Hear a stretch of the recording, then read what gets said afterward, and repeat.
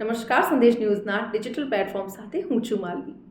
UPS એટલે કે unified pension scheme કે જે 1 એપ્રિલ 2025થી લાગુ થઈ જશે, જેની ઓફિશિયલ જાહેરાત 24 જાન્યુઆરી 2025એ કરવામાં આવી હતી. હવે આપણે એ જણાવી દઉં કે આખરે આ યુપીએસ એટલે કે યુનિફાઈડ પેન્શન સ્કીમ એ છે શું અને એનો લાભ કોને મળશે. યુપીએસ હેઠળ કેન્દ્રીય કર્મચારીઓને નિશ્ચિત પેન્શન આપવામાં આવશે, જે છેલ્લા 12 મહિનાના એવરેજ બેઝિક સેલરીના 50% હશે. આ લાભ માત્ર ને માત્ર સરકારી કર્મચારીઓને જ મળશે. કેવા સરકારી કર્મચારીઓ? તો જે લોકો એનપીએસ હેઠળ રજિસ્ટર્ડ થયેલા હશે. એનપીએસ એટલે કે નેશનલ પેન્શન સ્કીમ હેઠળ જે લોકો રજિસ્ટર્ડ થયેલા હશે એ લોકોને જ આ યુપીએસનો ફાયદો મળશે. આશરે 23 લાખ કર્મચારીઓને આ યુપીએસ જે સ્કીમ છે એનો ફાયદો મળશે.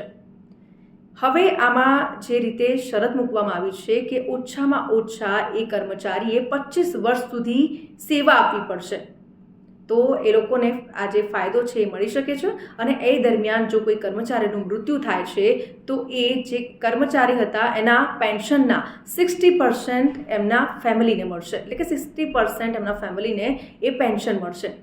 એમાં મિનિમમ એસ્યોર્ડ પણ મૂકવામાં આવ્યું છે, એટલે કે જો કર્મચારી 10 વર્ષ સુધી નોકરી કરે છે તો એને ઓછામાં ઓછું 10,000 રૂપિયાનું પેન્શન મળશે એની સેલરીના.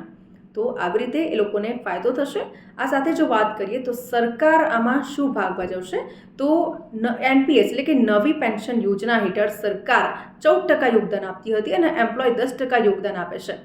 તો એ પ્રમાણે હવે યુપીએસ લાગુ થયા બાદ એટલે કે યુનિફાઈડ પેન્શન સ્કીમ લાગુ થયા બાદ સરકાર જે બેઝિક સેલરી છે એના 18.5% આપશે, જેનાથી સરકારી તિજોરીનો જે બોજો છે એ વધશે. આ સ્કીમ છે એ માત્ર ને માત્ર સરકારી કર્મચારીઓ માટે છે, એવા સરકારી કર્મચારીઓ જે એનપીએસ હેઠળ રજિસ્ટર્ડ થયેલા હશે. તો આવા જ ઇન્ફોર્મેટિવ વિડીયોઝ જોવા માટે સંદેશ ન્યૂઝના ડિજિટલ પ્લેટફોર્મ સાથે જોડાયેલા રહો.